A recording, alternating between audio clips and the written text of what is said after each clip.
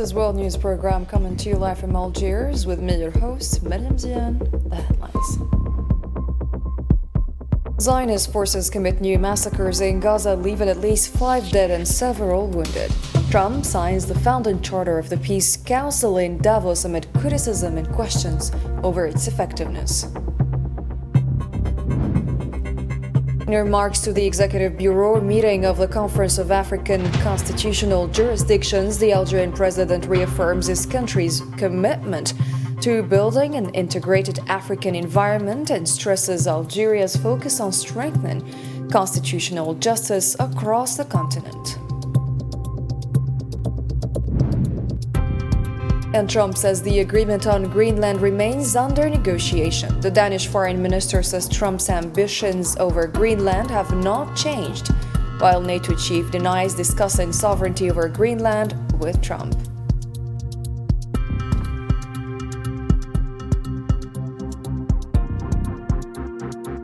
Welcome to the details. 5 Palestinians have been killed by Zionist occupation forces across the Gaza Strip since Thursday morning.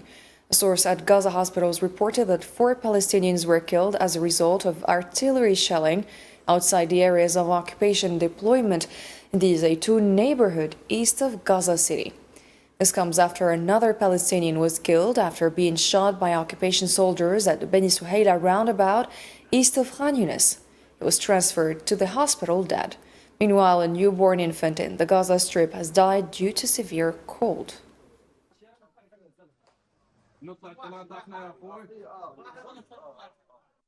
was just saying, a Palestinian child was killed on Thursday as a result of the severe cold wave affecting the Gaza Strip. Media outlets citing local Palestinian sources reported that a 3-month-old infant died due to the extreme cold sweeping through the displacement tents across the Strip. This comes as the Zionist occupation continues to block the entry of humanitarian aid and tents into Gaza.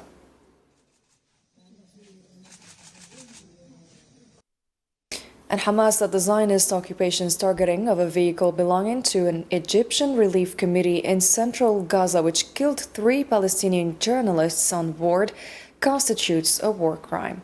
In a statement issued Thursday, the movement described the strike as a dangerous escalation and a clear violation of the ceasefire agreement, accusing the Zionist entity of continuing systematic attacks on journalists, humanitarian operations, and civilians, and called on mediators and guarantor states, particularly the United States, to take immediate action to halt these violations.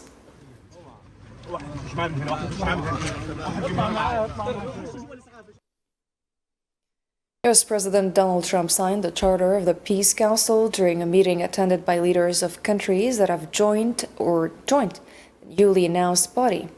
Speaking at the Davos Forum on Thursday, Trump said he's taken the formation of the Peace Council seriously, considering that there is an opportunity to establish peace. He noted that the U.S. seeks to end conflicts, some of which have lasted more than 35 years, stressing that the Council's goal is to prevent the outbreak of new wars and to promote regional stability. The Gaza Peace Council has been formally launched following an initiative announced by U.S. President Donald Trump at the Davos Forum, a move welcomed by some but raising concerns over a possible overlap with the role of the United Nations. Hussam Barkan.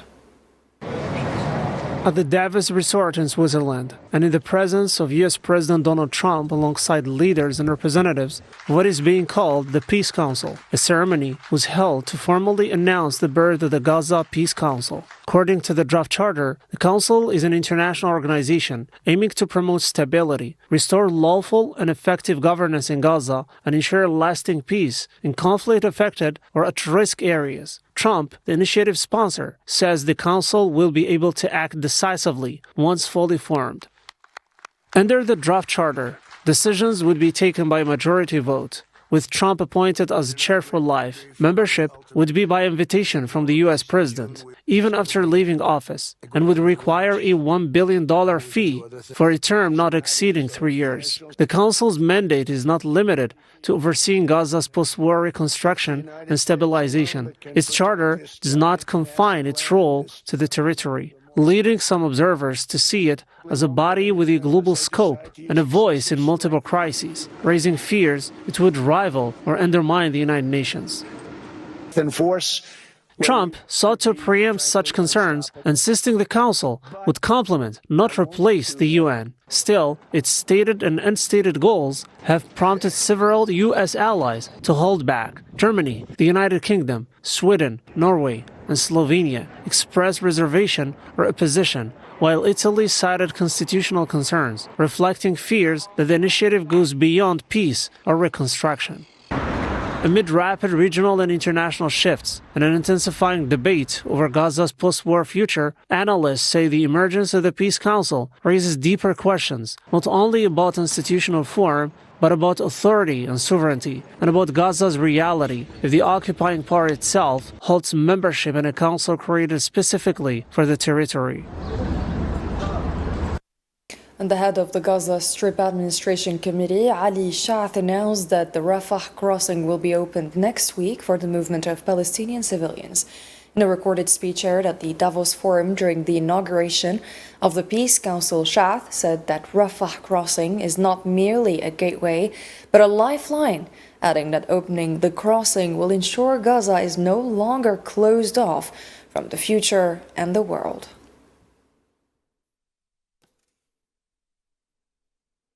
Thousands of Palestinians remain buried under the rubble in Gaza's research and recovery operations have nearly stopped due to widespread destruction. Families continue to cling to the hope of recovering and burying their loved ones after losing all trace. Usama Ayadi has the story. The Zionist genocide, which burned everything in its path in the Gaza Strip, continues to leave the devastating effects of the dead as well as the living, because the tragedy did not end with the massacres perpetrated by the Zionist occupation, as the survivors themselves embarking on a long journey to find the remains of thousands of missing martyrs.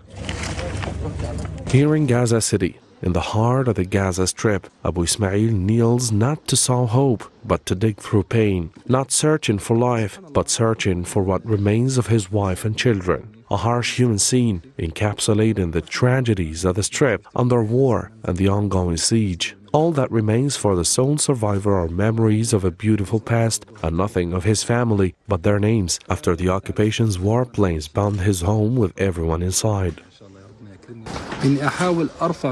I'm trying to find my wife and children under the rubble. It is very difficult because there is almost 400 tons of rubble. I cannot lift this with my bare hands, so I'm trying with this rudimentary manner. At first, the leg of my brother was apparent. I tried to lift his body out, and I succeeded to extract him and his wife and some of his children. This is Gaza as never told before, its tragedies surpassing all the tragedies of history. Never before has anyone dug through the ground searching for the remains of their loved ones. Every time I try to dig deeper, I find a fire. The deeper I dug, the more fire remnants I found. I thought maybe they were burnt in the shelling, so I moved to a place of the house where my wife was. I found some body parts, some bones, so I could understand that the bones are easily broken by the strength of the rocket. The crisis of recovering the bodies of martyrs is one of the most complex humanitarian issues in Gaza, where approximately 9,000 bodies remain under the rubble according to civil defense estimates. Even burial in Gaza has become a privilege not available to all martyrs. The occupation denies martyrs their right to burial and to bid farewell to their families, who yearn to embrace their remains, while awaiting permission from the occupation authorities to bring in excavation and recovery equipment. Syrian Foreign Ministry diplomat Iyad Hazza said that the SDF bears responsibility for violating ceasefire agreements, stressing that the Syrian government affirms its full right to protect the country's sovereignty and security. Hazza, who serves as chargé d'affaires at Syria's embassy in Lebanon, told the Syrian Arab news agency that developments east of the Euphrates are the result of the de facto policies pursued by the SDF outside the framework of the state. The Syrian government affirms that it fully reserves its right to protect national sovereignty and security and that the SDF bears responsibility for violating ceasefire agreements. The March 10 agreement failed due to a lack of seriousness in attempts to impose a separatist reality, while the new agreement on the 18th of the current month came after political paths had been exhausted and the state intervened to impose stability. Washington has renewed its support for commitment to advancing the integration process stipulated in the January 18 agreement between the Syrian government and the SDF. In a post on X on Thursday following his meeting with the commander of the so-called Syrian Democratic Forces, Mazloum Abdi, U.S. Special Envoy to Syria Thomas Barrack, said all parties agreed that the essential first step is full adherence to the ceasefire, noting that efforts are underway to define and implement confidence-building measures among all sides. In other news, Algerian President Mr. Abdelmajid Tebboune said Algeria's hosting of the 19th session of the Executive Bureau of the Conference of African Constitutional Jurisdictions reflects his pivotal role in organizing continent-wide events such as the Intra-African Trade Fair and the African Startup Conference, key drivers of economic growth and innovation. Delivered on his behalf by Constitutional Court President Leila Aslaoui, Tebboune emphasized that this alignment of initiatives demonstrates Algeria's commitment to fostering an integrated African environment that supports investment, economic development, the rule of law, and constitutional justice cooperation. استضافة الجزائر للدورة التاسعة عشر. Algeria's hosting of the 19th session of the Executive Bureau of the Conference of African Constitutional Jurisdictions comes within a context that aligns with its pivotal role in organizing continent-wide events, including the African Trade Fair and the African Conference on Startups, which are considered two fundamental pillars for achieving economic growth and innovation in Africa. This intersection between the two initiatives reflects Algeria's commitment to establishing an integrated African environment based on supporting investment and economic development on one hand and consolidating the rule of law on the other. The Algerian president highlighted that cooperation and knowledge sharing among African constitutional courts are vital for stability and praised the conference for strengthening justice and institutional collaboration. The approach of consultation, strengthening cooperation and exchanging expertise among African constitutional judicial bodies remains a key pillar to ensure institutional stability, safeguard the constitution, and keep pace with the political, economic, and social transformations taking place in our countries. In this regard, it is worth highlighting the efforts exerted by the Conference of African Constitutional Jurisdictions in serving justice, the Constitution, and enhancing institutional cooperation across the African continent.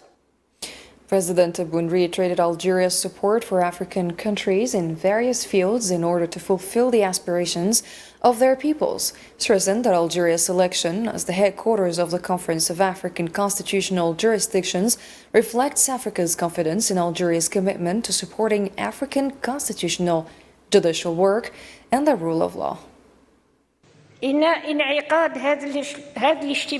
The convening of this meeting takes place within a national context distinguished by a significant initiative represented by the constitutional amendment, which marked a pivotal milestone in the course of political and institutional reforms and established for the first time in Algeria's history a constitutional court, a clear expression of our firm will to advance constitutional justice and strengthen the rule of law.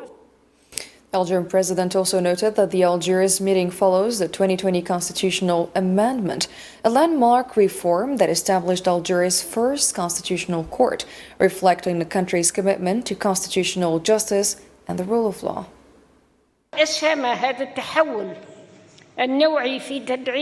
This qualitative transformation has contributed to reinforcing judicial independence, entrenching the principle of separation of powers, and directing mechanisms for constitutional oversight, which has led to strengthening the system for the protection of rights, freedoms, and constitutional guarantees for citizens. President Tebboune highlighted that Algeria's recent political and institutional reforms have strengthened judicial independence, reinforced the separation of powers, and enhanced constitutional oversight, particularly in protecting citizens' rights and freedoms. Your choice of Algeria as the host of the Conference of African Constitutional Jurisdictions carries deep symbolism that embodies your confidence in my country and its commitment to supporting African constitutional judicial work. This confirms Algeria's keenness to empower this active continental space to fulfill its role in enhancing cooperation among African constitutional judicial bodies. Based on Algeria's principled and steadfast commitment towards Africa, it remains a steadfast pillar for the continent in various political, legal, and developmental fields. The Secretary General of the Conference of African Constitutional Jurisdictions, Moussa Al-Araba, said that in its 15 years, the conference has grown to 50 African supreme and constitutional courts, plus 4 observers, reflecting increasing confidence in its role. Speaking at the 19th Executive Bureau session in Algiers, he stressed the need to amplify Africa's voice in constitutional justice.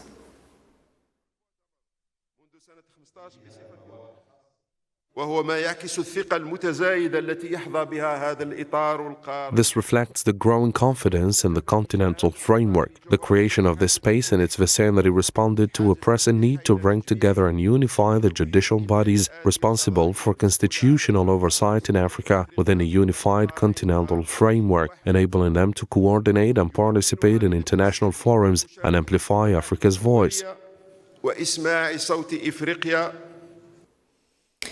Araba confirmed that the Conference of African Constitutional Jurisdictions aspires to provide legal advice and constitutional assistance to African courts seeking such support. Let's have a listen. Now that our organization has reached a stage of institutional success, we look forward to expanding our mandate to include providing legal advice and constitutional assistance to African courts that request it, particularly those undergoing a democratic transition and requiring technical institutional support to align their constitutions and update their legal frameworks with the relevant international standards. We also aim to provide assistance in the areas of administrative organization, judicial management, digitalization, and support for newly established constitutional courts in transition through dedicated institutional support programs. Rotating President of the Conference of African Constitutional Jurisdictions and President of the Constitutional and Supreme Court of Zimbabwe, Luke Malaba, expressed gratitude to Algeria and African countries that have upheld the organization's values. He noted that since 2010, Algeria has demonstrated its commitment through action, providing financial support and hosting the organization's headquarters. We are grateful that we have in Africa countries that have listened and taken upon themselves to ensure the commitment and the dedication to enforcing these values across the continent and take up the leadership. And Algeria is a such country. Right from the beginning in 2010, Algeria assumed this onerous responsibility because it was prepared.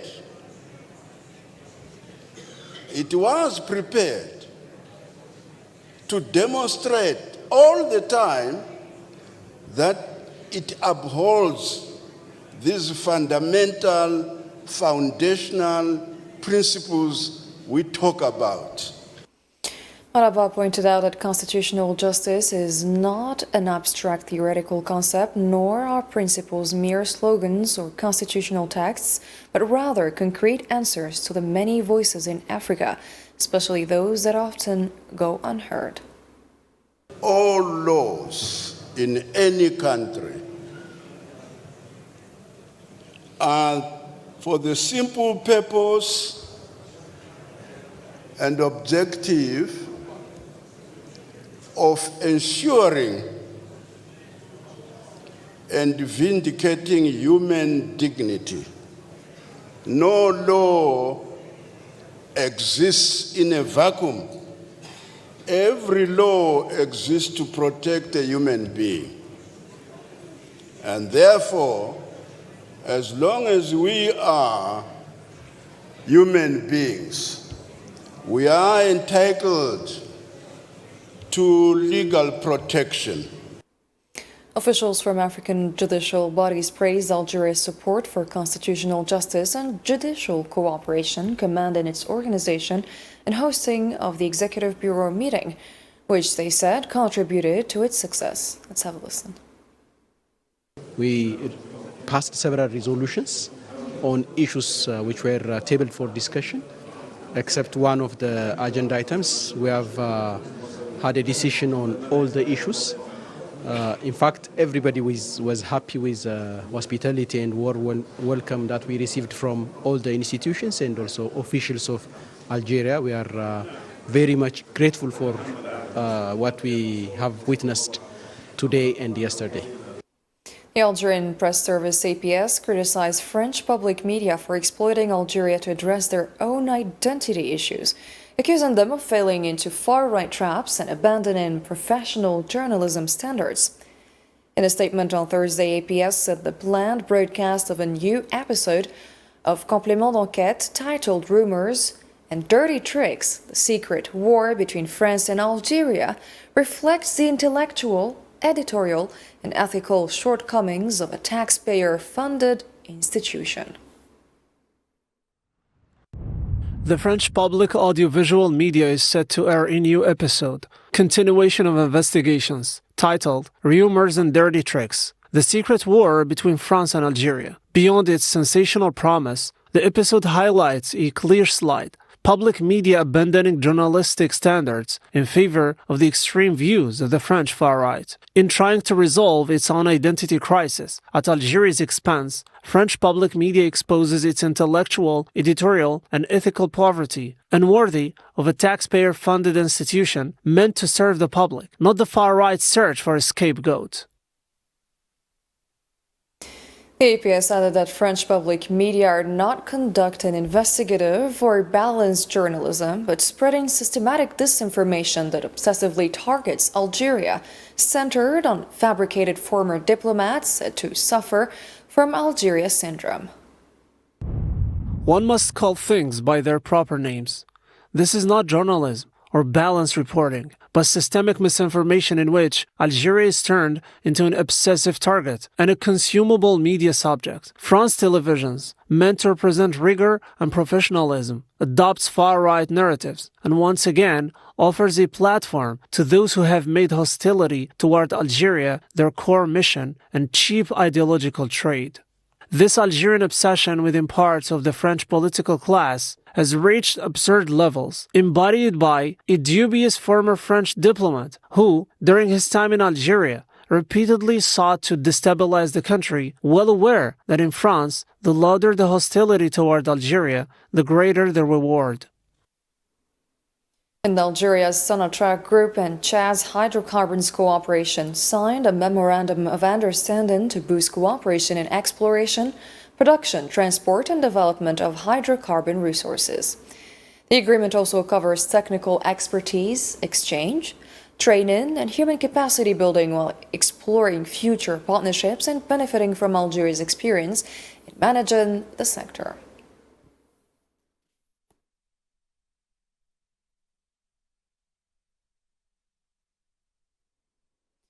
U.S. President Donald Trump said Thursday that details of a U.S. agreement on Greenland are still under negotiation. Speaking at the World Economic Forum, he emphasized that the key issue is full access to the island. Trump previously announced a long-term framework for a Greenland and Arctic agreement, confirmed he would not impose planned tariffs on some European countries, and noted that further talks continue on the Golden Dome deal. Well, the deal is going to be put out pretty soon. We'll see. It's right now a little bit in progress, but pretty far along. It gets us everything we needed to get. And for his part, Danish Foreign Minister Lars Løkke Rasmussen said that US President Donald Trump's ambitions regarding Greenland have not changed, noting that Trump's denial of using military force must nevertheless be taken into account. In remarks to Danish Broadcasting Cooperation, Rasmussen avoided commenting on whether a framework for a future agreement on Greenland had been established, stressing that such matters should not be assessed through the media.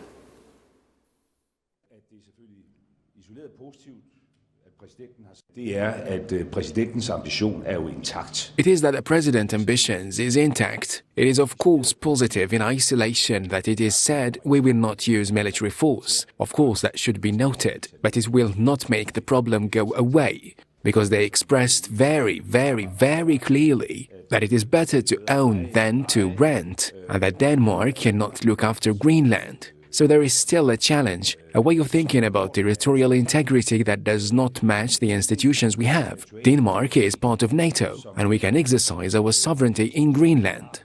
Grønland en del af NATO. Danmark en del af NATO. And NATO Secretary General Mark Rutte denied that the issue of sovereignty over Greenland was discussed during his talks with US President Donald Trump. In press statements to US media outlets, Rutte provided few details regarding the framework agreement announced by Trump on Greenland following their meeting.